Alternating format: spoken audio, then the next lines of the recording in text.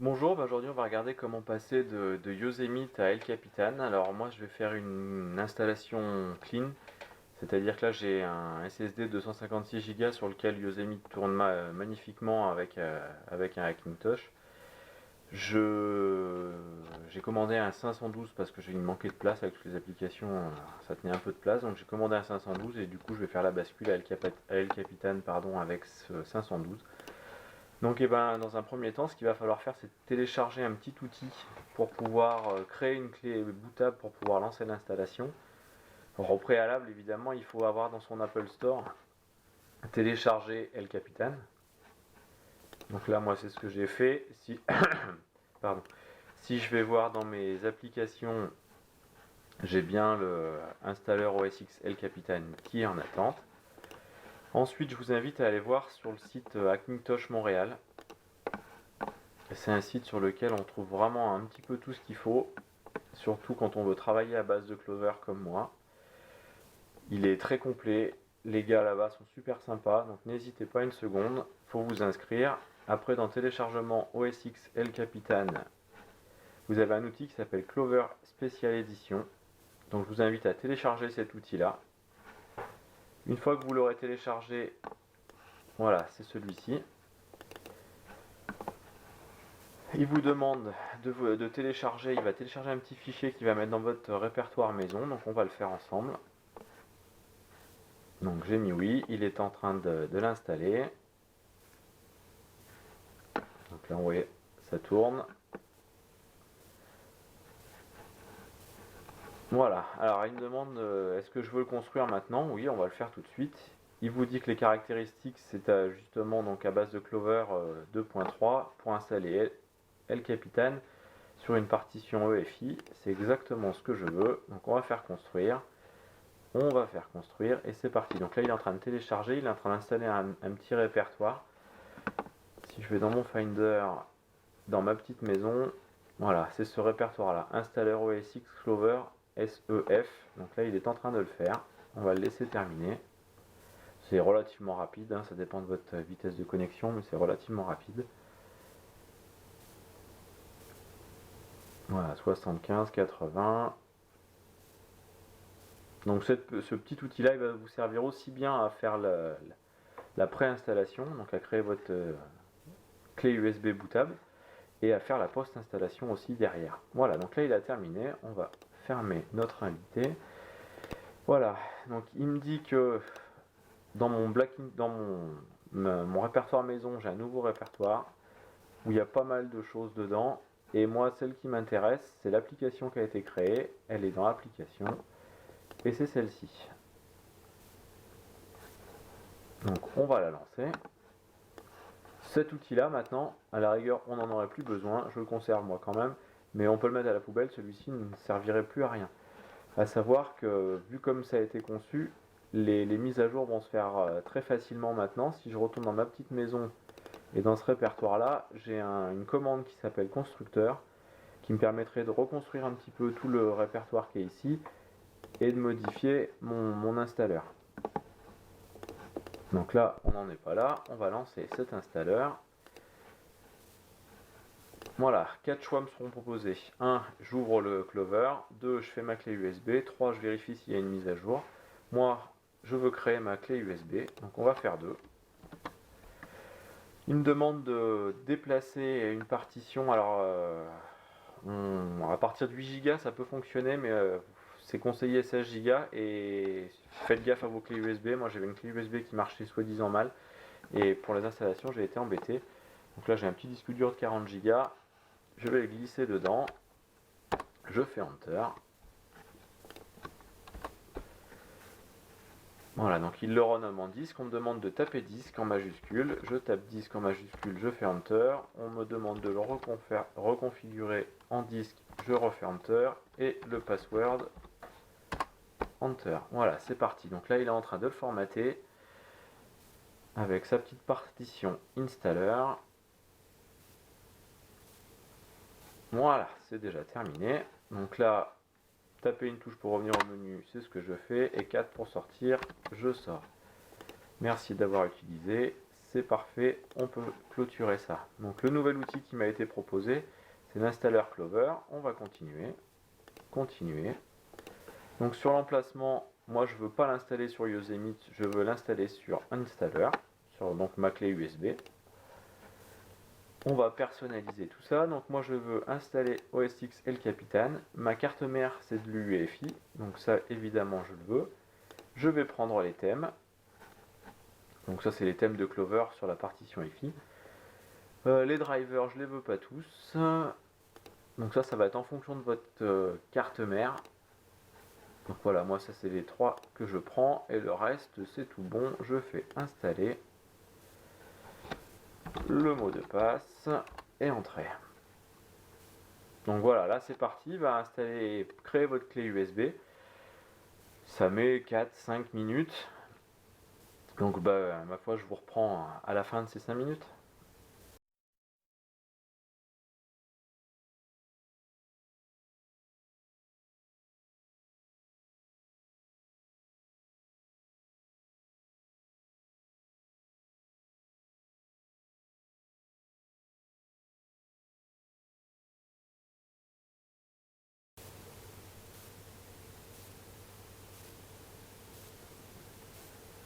Voilà, donc ça y est, c'est terminé. On peut voir qu'il y a une partition installer qui a été installée sur ma clé USB et une partition EFI. On va clôturer tout ça. Donc là, ma clé USB est prête à l'installation. Ce qu'on va faire, c'est que dans la partie installer, on va mettre le petit logiciel Clover Special Edition pour faire la post-installation derrière. Donc là, je le copie dedans. On va mettre aussi, alors ça c'est disponible sur le site Hackintosh Montréal aussi, dans cette partie-là, dans la section toujours téléchargement OS X El Capitan. Il est ici, HW Sensor, donc ça c'est ce qui va vous permettre après de pouvoir regarder les températures, les vitesses de rotation et tout ça, donc ça je vous invite à le télécharger aussi. Et il y a aussi le petit utilitaire OS X Audio ALC qui lui va vous permettre de pouvoir installer le Kext pour votre carte audio. Voilà, une fois que vous avez tout ça, vous mettez tout ça dans votre partition installer, donc mon petit PKG, hop là, il est dedans.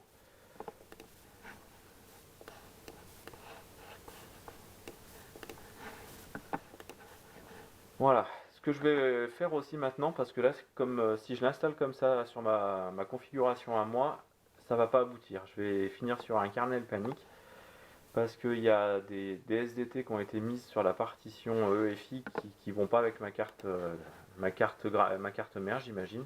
Donc je vais lancer Clover Configurator. On va monter ma partition EFI. Alors, c'est celle-ci. Donc c'est la partition EFI, mais de mon Clover. Voilà, ma partition EFI de ma clé USB. Donc le config list, je l'ouvre. Voilà, donc là c'est le config list qui est dans ma clé USB, qui va me servir à mon installeur. Moi je sais que par défaut, tout ce qui est en DSDT, ça perturbe, surtout le fixe LAN et le fixe airport, c'est ce qui me met en kernel panique à chaque fois. Donc ça, je les désactive. On va continuer le tour. Moi ici, rien à rajouter, tout avait été fait, donc ça c'est parfait. La seule chose, c'est pour la mémoire. Moi, il faut bien que j'active le XMP, sinon mes barrettes de RAM ne sont pas détectées à la bonne vitesse. CPU, il n'y a rien d'important. Là non plus, tout est fait. Ici, je vais changer la résolution et le langage pour le lancement de Clover sur cette partition là. On peut même changer le thème si on veut ici. Graphics, rien de spécial. Ici, rien de spécial. Et tant que j'y suis, je vais configurer mon SMBIOS directement. Comme ça, il le saura déjà. Donc moi, je suis parti sur un Mac Pro 3.1 américain de 2009. On va mettre une année, une semaine et une unité au hasard. Et je fais OK. Voilà. Donc là, il n'y a plus qu'à ce moment-là à sauver tout ça. Ah, j'ai plus de piles sur ma... C'est pas grave, on va faire avec l'autre. Je sauve. Voilà, donc là ma partition EFI est prête à faire son office de démarrage.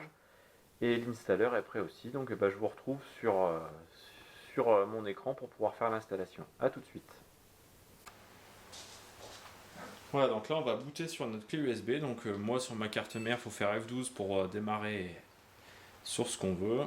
Voilà, donc je presse F12 pour mon boot menu.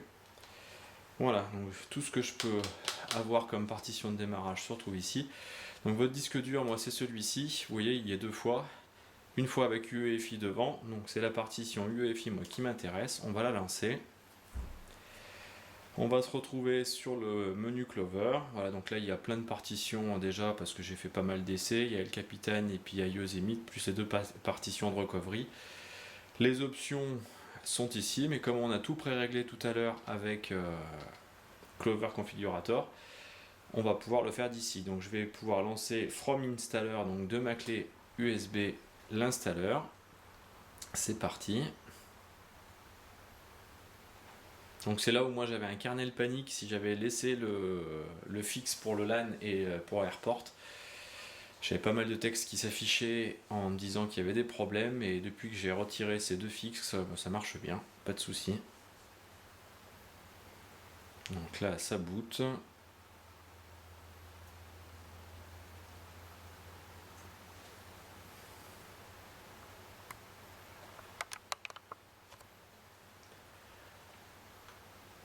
Donc là on va se lancer comme une installation traditionnelle de macOS. On va répondre bêtement à toutes les questions.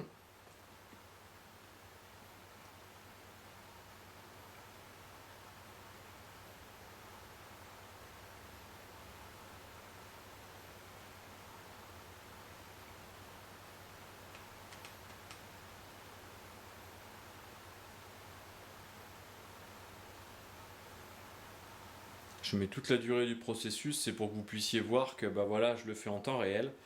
Il n'y a pas d'étape de sauter où on pourrait se dire comment il a fait. Là, on va partir dans le principe voilà, que ça soit une installation que n'importe qui puisse faire avec la même config, parce que c'est sûr qu'après ça va dépendre beaucoup de votre config.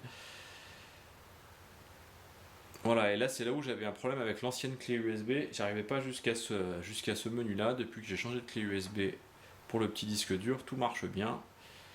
Alors, le français comme langue principale, bien sûr.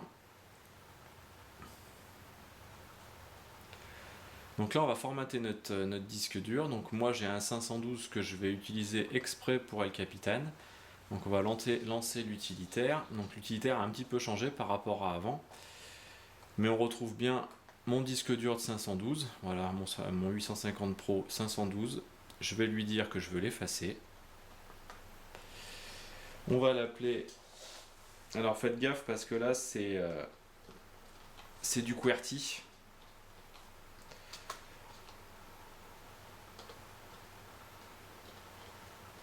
Donc ça c'est toujours déroutant. Voilà, donc là il me l'a effacé. C'est parfait. Je peux clôturer mon utilitaire de disque. On va faire continuer. Continuer. J'accepte. Donc pas OS X Yosemite, moi je le garde. Celui-ci il est fonctionnel. Sur El Capitan, je lance l'installation. Voilà, c'est parti pour un petit quart d'heure. Je vous reprends à la fin de l'installation. A tout de suite.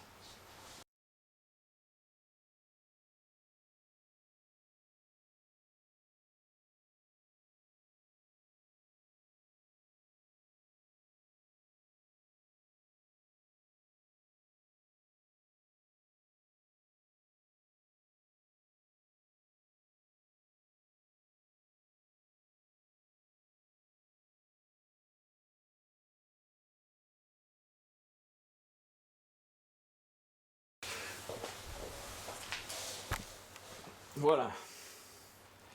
Donc maintenant, on va faire le choix de la langue, pas du pays plutôt. Le clavier, alors moi il n'y a pas de numérique dessus, donc il n'y a pas les textes pour l'instant pour internet, donc on va passer l'installation Ethernet. Est-ce que je suis sûr? Bien sûr. Je vais pas faire ma sauvegarde, mais moi j'ai une time machine qui a été faite de mon Yosemite, comme ça je vais la réimporter directement dans El Capitan après. Mais pour l'instant, on va faire ne pas transférer. La localisation du Mac, oui. Accepter, accepter. Donc là pour l'instant, hein, s'il n'y a rien de sorcier. Hein. Le nom de l'ordi, il faut un mot de passe. Donc sachant que ça, j'aurais pas eu besoin de le faire si j'avais fait ma partition Time Machine. Là, je vais faire une installation nouvelle.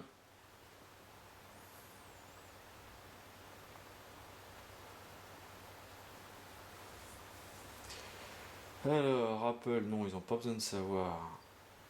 On continue.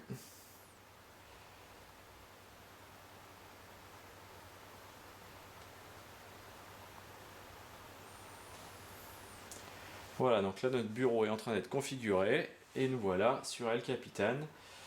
Alors, pour mon clavier, il faut appuyer sur la touche à côté de Shift, c'est ça, voilà.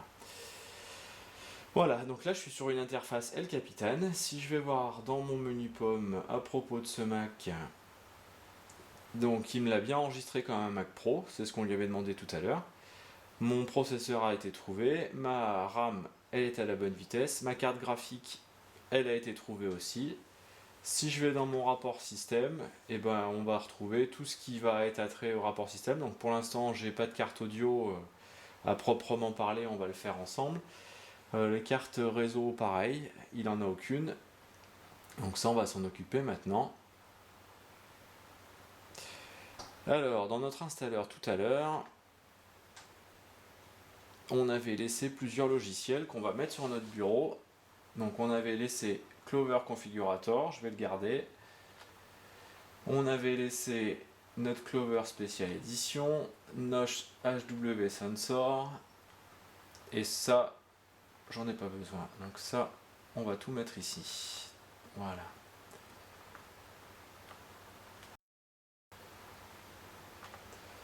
Je peux le clôturer. Ma Time Machine, non, pour l'instant, j'en ai pas besoin. Donc on va relancer notre Clover Special Edition. Sauf que là, au lieu de faire clé USB d'installation, eh bien on va faire 1. Donc j'ai dit 1, voilà. Taper pour revenir, FR4 pour sortir. C'est terminé. Ça, j'en ai plus besoin. Et il nous a lancé notre Clover EFI. On continue, on continue. Alors l'emplacement, ce coup-ci, ça va plus être sur l'installeur. Parce que là, c'est sur la partition EFI de El Capitan pour le démarrage qu'on va vouloir qu'il nous installe tout ça. Je fais continuer. On va faire personnaliser. Donc c'est installation sur une carte UEFI, pardon, je vais y arriver. Voilà. Donc moi, c'est ça qui m'intéresse. Les thèmes, je vais les mettre. Les drivers, je vais remettre les mêmes que tout à l'heure. Ce qui m'a servi à booter sur ma clé USB va me servir de nouveau à booter sur mon disque dur. Voilà. Je lance l'installation. Le mot de passe qu'on vient de créer. Voilà, donc là c'est parti pour l'installation.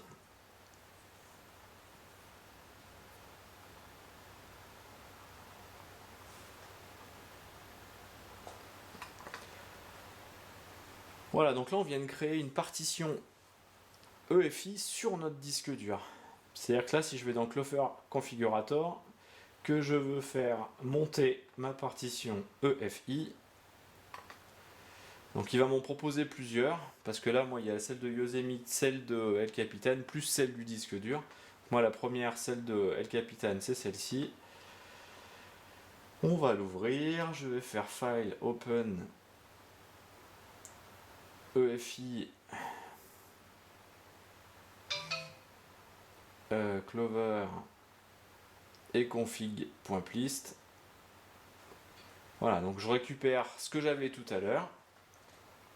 Je vais lui enlever le fixe LAN et le fixe airport, ça j'en ai pas besoin. Comme tout à l'heure, c'est ce qui va sinon me provoquer un kernel panique, donc c'est pas la peine. Dans mon menu boot, et ben, ce que je vais lui dire, c'est de démarrer directement sur mon disque dur, donc dans OS X L Capitane. Je vais lui laisser 3 secondes, comme ça, ça me laisse 3 secondes, enfin il le charge au bout de 3 secondes. Mon XMP, très important parce que sinon je perds mon 1866 MHz au détriment de 1333, donc c'est pas du tout intéressant. Je vais voir dans mon CPU, il n'y a rien, dans Device, rien qui me dérange. Alors là, mon GUI, pareil que tout à l'heure, on va le mettre en français. On va le mettre en 1650 parce que c'est la résolution de mon petit écran sur lequel je démarre. Alors 1680, pardon. Le thème, il me va très bien. Et puis on va finir par notre SMBIOS. On va faire comme tout à l'heure. Voilà, donc en Mac Pro, en G8, l'année 2009, ça me va très bien. Donc pour ceux qui voudront utiliser e-message, après il y a des choses à faire ici. Pour l'instant j'en parle pas, mais il y a des numéros de série qu'il faut pouvoir obtenir ici pour pouvoir avoir e-message. Paramètres système, il n'y a rien. Donc là je peux faire File, Save, voilà. On va faire redémarrer. Oui, je veux redémarrer. Oui, je sais que je peux pas sauvegarder sur le FI. Et on va démarrer sur le disque dur ce coup-ci. Donc je vais faire F12 de nouveau pour pouvoir choisir mon disque dur, mais après il faut le faire dans le BIOS, lui dire dans quelle séquence de démarrage vous voulez démarrer, et puis définir en l'occurrence le 512 pour moi. Je vais pas le faire tout de suite parce que je démarre toujours sur Yosemite. Mais voilà, je vais récupérer plein de UEFI. Donc celui du 250 Go, le 512 et celui de mon disque dur. Donc là en l'occurrence, je vous ai dit sur le 512. Voilà, donc là on voit qu'en bas il va charger El Capitan dans 3 secondes. Pof, c'est parti.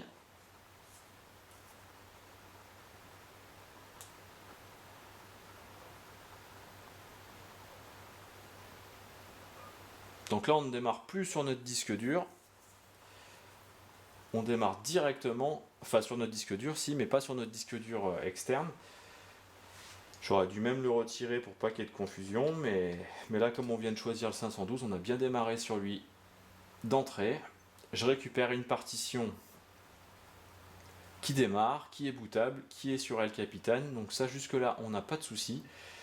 Le HW Sensor, lui, il va pouvoir me permettre de pouvoir regarder les températures, les ventilateurs qui tournent et tout ça.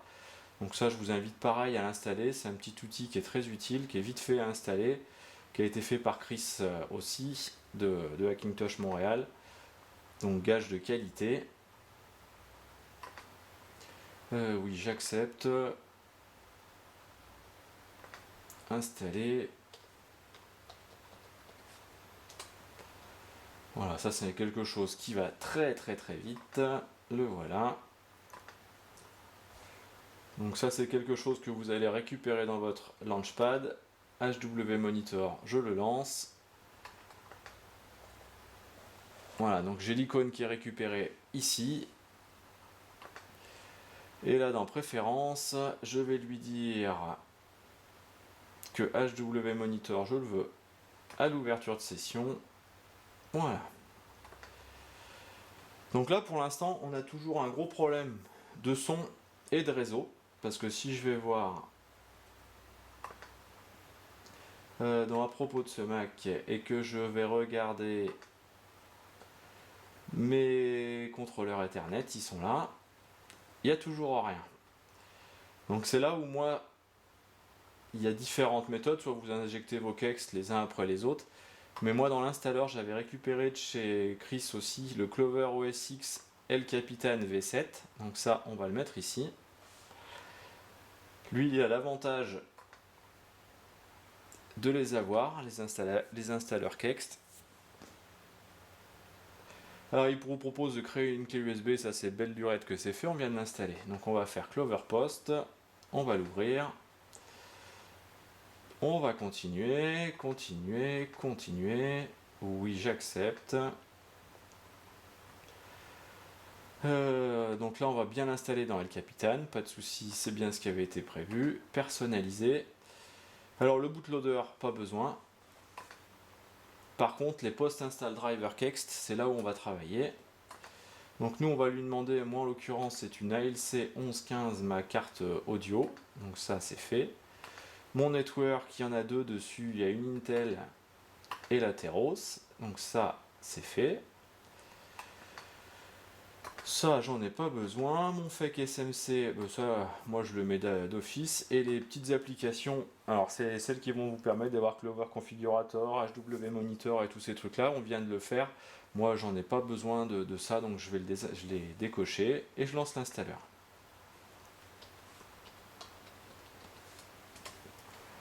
Voilà, donc c'est pareil, c'est relativement rapide. S'il y avait quoi que ce soit avec l'audio, il vous a fait une petite sauvegarde du HDA. Ça peut être intéressant parce que des fois on en a besoin à remettre si vraiment le son marchait pas pour pouvoir utiliser la version Toledo. Mais moi, ayant fait l'essai déjà, ça fonctionne bien comme ça, donc il n'y a pas de raison. Voilà, moins d'une minute. Vous voyez, avec quelques petits outils, hein, on nous a mâché le travail, hein, pas grand chose à faire. Le Clover Special Edition, il s'occupe de l'avant et de l'après installation. Le HW Sensor, je l'ai mis, mais vous n'êtes même pas obligé de le mettre, mais ça c'est pour l'utilité d'avoir ses températures et puis ses vitesses de rotation. Clover Configurator, ça il est indispensable. Lui, c'est ce qui va vous permettre de pouvoir manipuler cette partition EFI qui vous sert de clé de boot. Hein. Et puis Clover OS X El Capitan V7, voilà, moi je m'en sers pour les Kext. Après, il y a d'autres façons de faire. Hein. Je vous invite à suivre le forum hein, sur Hackintosh Montréal, que ce soit Chris ou les autres, hein, ils sont toujours de bons conseils. Voilà, validation, l'installation a réussi. On va faire fermer. On va redémarrer.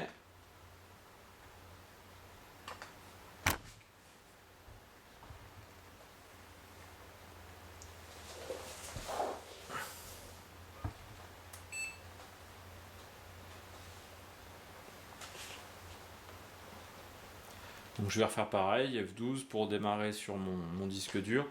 Mais je vous dis, hein, faut le mettre dans le BIOS pour qu'il démarre directement sur le bon. Là, moi je voulais pas lancer Yosemite. Et après, quand on a la possibilité, on peut lancer d'ici Yosemite ou une partition Windows. Moi, la partition Windows, je l'ai défaite, mais elle apparaîtrait aussi ici. Le thème, on peut le remplacer. Si vous voyez que le thème ne vous plaît pas, dans Options, on peut les essayer ici. Thème. Voilà, là je suis sur le Gold Clover, mais moi celui que j'aime bien, c'est le orange. Alors ça, vous pouvez le modifier aussi bien ici, mais là c'est juste un one shot,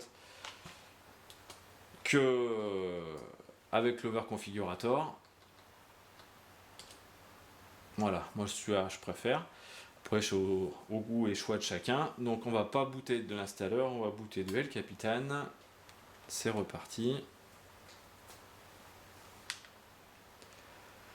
Et là, on va récupérer en théorie notre carte Ethernet et puis notre carte son pour faire une machine qui est fonctionnelle. Avec le gros avantage par Clover, c'est que tout se passe dans la partition EFI, contrairement à ce qu'on peut avoir avec d'autres installeurs. Ce qui veut dire que les mises à jour, du coup, vont être plus faciles. Oui, si tu veux. Ce qui veut dire que les mises à jour vont être plus faciles et que quand il y a quelque chose à toucher, c'est dans cette partition EFI, donc c'est pas clashable. C'est quand même très intéressant comme procédé. C'est, je trouve, le meilleur des procédés. Voilà, on va aller voir dans à propos de ce Mac. Donc là, rien n'a changé. Et si je vais dans mes cartes Ethernet, à chaque fois je les cherche, elles sont là. J'ai bien récupéré mon Intel, mon Atheros. Et si je vais dans Audio, j'ai récupéré une sortie son. La preuve en image. Si je vais dans son, dans sortie, j'ai bien toutes mes sorties qui sont disponibles. Voilà, donc là je pense qu'on peut dire un grand merci à Hackintosh Montréal pour tout ça. J'espère avoir été clair et que ça n'a pas été trop long. Mais voilà, je suis parti du début à la fin. On a formaté ensemble le disque dur qui nous a servi à faire l'installation. Et on est sur le disque dur sur lequel l'installation est faite, avec un OS X Capitaine qui fonctionne. Je vous refais voir de nouveau à propos de ce Mac. Donc on est bien sur El Capitan en 10.11.1. Mon Mac Pro, on est en 4 Go, il y a ma barrette de RAM en 1866, ma carte graphique est reconnue. Que demande le peuple? Voilà, bah écoutez, j'espère avoir été super clair. Et puis comme d'hab, n'hésitez pas à poser des questions, j'essaie d'y répondre rapidement, dans la limite de mes compétences.